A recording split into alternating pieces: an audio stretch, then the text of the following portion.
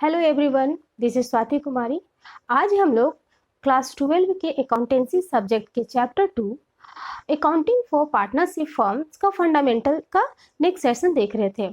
Last session में हम लोगों ने पार्टनरशिप क्या है, मतलब साझेदारी क्या है, साझेदारी की विशेषता क्या है, इसको जान चुके थे, पढ़ चुके थे। आज के इस सेशन में हम लोग साझेदारी संलेख या पार्टनरशिप डीड पर चर्चा करते हैं। पार्टनरशिप डीड या साझेदारी संलेख किसको बोलते हैं, ये क्या होता है और ये क्यों बनाया जाता है। साझेदारी संलेख एक लिखित मतलब रिटन, ये तो रिटन और मौखिक दोनों होता है, लेकिन अगर संलेख की बात करें तो रिटन ज़्यादा अच्छा होता है। वो लास्ट सेशन में इसको देख चुके थे। तो साझेदारी संलेख एक लिखित, पंजीकृत या अपंजीकृत, मतलब ये रजिस्टर्ड भी हो सकता है और रजिस्टर्ड नहीं भी हो सकता है, क्योंकि हमारा जो पार्टनरशिप एक्ट है 1932, इसमें कोई कंपल्सन नहीं है, कोई कंपल्सरी नहीं है कि आप साझेदारी संलेख को रजिस्टर्ड कराएं ही, है ना। तो इसलिए ये पंजीकृत भी हो सकता है और अपंजीकृत। समझौता या प्रलेख है जिसमें साझेदारों के पारस्परिक अधिकार, कर्तव्य, दायित्व, व्यवसाय के उद्देश्य, साझेदारों की पूंजी आदि अनेक बातों का उल्लेख रहता है, जो साझेदार पार्टनरशिप बिजनेस करने से पहले ही तैयार कर लेते हैं, ताकि बाद में भविष्य में उन लोगों के बीच किसी तरह का वाद विवाद ना हो। तो साझेदारी संलेख सरल भाषा और स्पष्ट होना चाहिए, है ना, ताकि किसी भी पार्टनर्स को, किसी भी साझेदार को साझेदारी संलेख को समझने और उसको प्रयोग करने में किसी तरह की कोई परेशानी ना हो। साझेदारी संलेख विधिवत मुद्रांकित होता है। कहने का मतलब है विधिवत, यानी कि उसका जो भी फॉर्मेट है, जो भी निश्चित प्रारूप उसका बनाया गया है कानून के द्वारा, उसके आधार पर वो क्या होना चाहिए, मुद्रांकित होना चाहिए। नेक्स्ट है साझेदारी संलेख पंजीकृत या अपंजीकृत होता है। जैसे कि हम लोग अभी देखें, साझेदारी अधिनियम 1932 में इस बात की अनिवार्यता नहीं है कि आप साझेदारी संलेख जो बनाते हैं उसको आप रजिस्टर्ड कराए, पंजीकृत कराए या पंजीकृत नहीं कराए। ये ऐच्छिक होता है, अपनी इच्छा पर निर्भर करती है कि साझेदार क्या कराना चाहते हैं।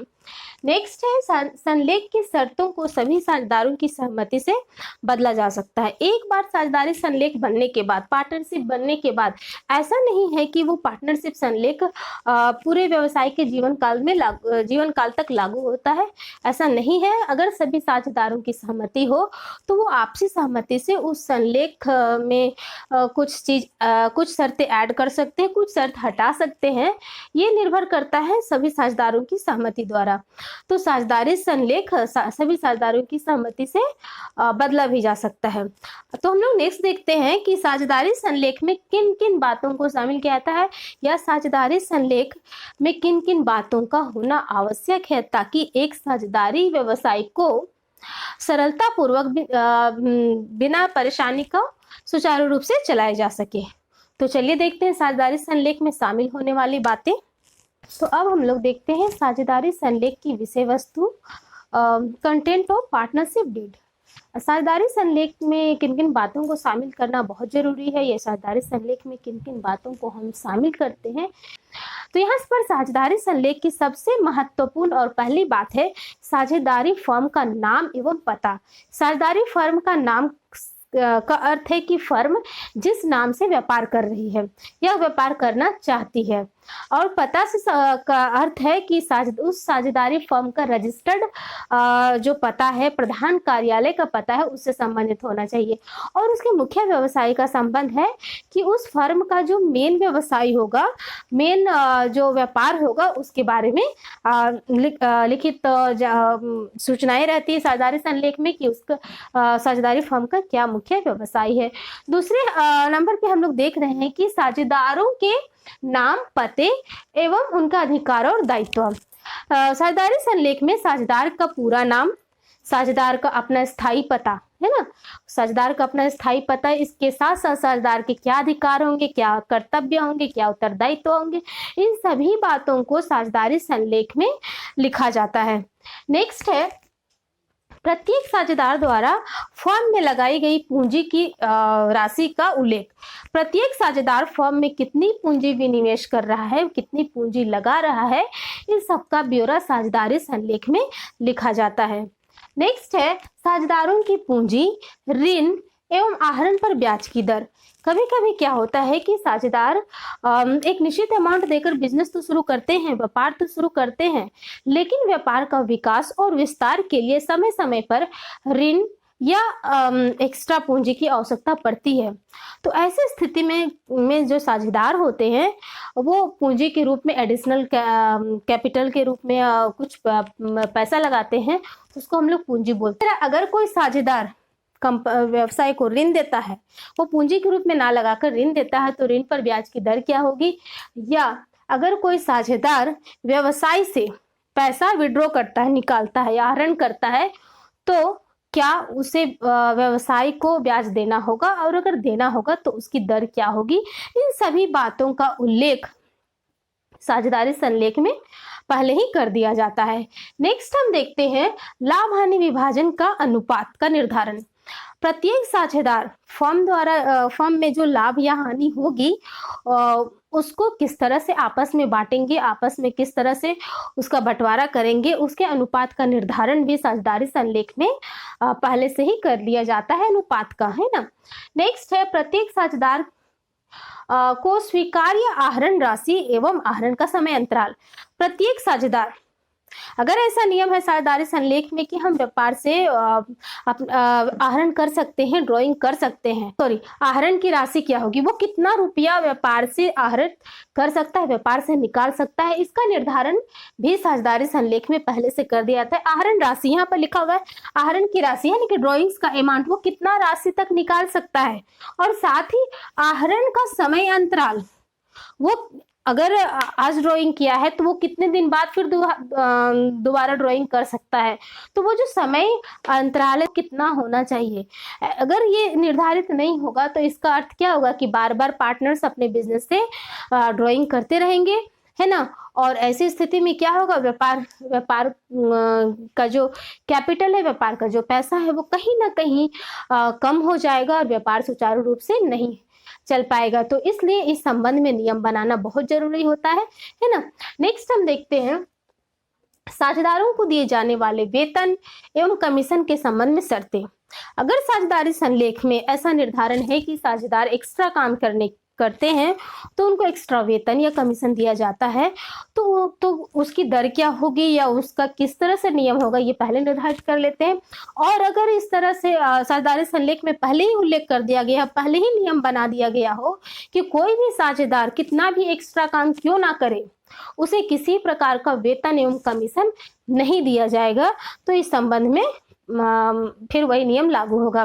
तो साझेदारी संलेख में ये बातें भी पहले ही निर्धारित कर दी जाती ताकि कोई साझेदार अतिरिक्त काम करने के लिए अतिरिक्त वेतन एवं कमीशन की मांग ना करे।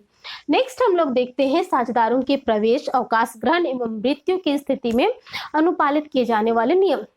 अगर कोई साझेदार प्रवेश करता है फर्म में, फॉर एग्जाम्पल ABC 3 पार्टनर है, अभी D बिजनेस में एंटर करने वाला है, बिजनेस में प्रवेश करने वाला है, तो बिजनेस में प्रवेश करने से संबंधित क्या क्या नियम होंगे, है ना।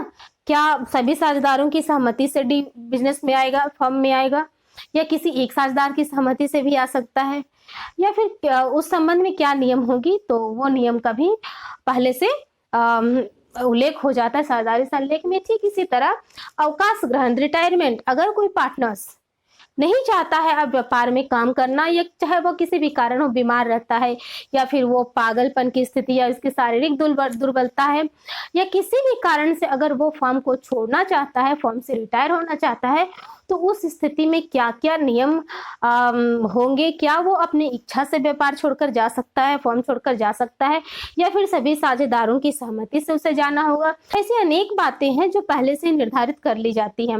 नेक्स्ट है साझेदारों की मृत्यु के संबंध में। अगर कोई साझेदार की मृत्यु हो जाती है, डेथ हो जाती है, तो फिर उसकी जगह में कौन आएगा, या उसके प्रतिनिधि के रूप में किनको पेमेंट किया जाएगा और पेमेंट क्या होगा। फॉर एग्जाम्पल ए की डेथ हो जाती है, तो ए की डेथ हो जाने के बाद ए द्वारा जितनी भी पूंजी लगाई गई है, द्वारा जितना भी लाभ अर्जित किया गया है, तो उसका निपटारा कैसे होगा, उसका भुगतान किसको किया जाएगा और कैसे किया जाएगा। क्या मृत्यु की तिथि पर ही सारा भुगतान कर दिया जाएगा, या कुछ सालों बाद दिया जाएगा, और दिया जाएगा अगर देर से तो क्या उसको उस बकाया राशि पर इंटरेस्ट दिया जाएगा या नहीं। नेक्स्ट है साझेदारी प्रारंभ करने की तिथि, लेखांकन की अवधि एवं उसका अंकेक्षण। साझेदारी फर्म का साझेदारी का प्रारंभ किस दिन किया जाएगा, लेखांकन की अवधि क्या होगी, क्या लेखांकन जनवरी से दिसंबर चलेगा, लेखांकन अवधि क्या लेखांकन अवधि अप्रैल टू मार्च चलेगा, तो लेखांकन अवधि क्या होगी इसका भी निर्धारण पहले ही साझेदारी संलेख द्वारा कर दिया जाता है। साथ ही साथ उसके अंकेक्षण की भी के बारे में भी पहले ही नियम बना दिया जाता है कि क्या अंकेक्षण कराया जाएगा या नहीं कराया जाएगा, वार्षिक होगा अंकेक्षण या छमाही होगा या क्वार्टरली होगा, या एक्सटर्नल होगा या इंटरनल करेंगे। ऐसी अनेक बातें हैं अंकेक्षण या ऑडिटिंग के संबंध में जिसके बारे में पहले से ही नियम बना दिया जाता है और उसी के आधार पर फर्म अपना काम करती है। नेक्स्ट हमारा पॉइंट है साझेदारी विघटन की प्रक्रिया एवं विघटन के बाद खाते का निपटारा। साझेदारी का विघटन मतलब साझेदारी फर्म का अंत है ना। साझेदारी फर्म का अंत कहने का मतलब होता है कि फर्म ही खत्म हो जा रहा है ना। अगर हम फर्म को ही बंद कर दे रहे, फर्म को ही समाप्त कर दे रहे हैं, तो उसकी समाप्ति की क्या प्रक्रिया होगी। या सभी साझेदार जब चाहेंगे तब फर्म को समाप्त कर देंगे, या जब फर्म लॉस में जा रहा है उस स्थिति में फर्म को समाप्त किया जाएगा, या न्यायालय का जब आदेश आ जाए है ना उस समय फर्म को समाप्त किया जाएगा। तो फर्म की समाप्ति कब होगी और फर्म की समाप्ति की प्रक्रिया क्या है, और अगर फर्म का जब समाप्ति हो रही है, विघटन हो रही है, तो विघटन के बाद खातों का निपटारा कैसे करेंगे।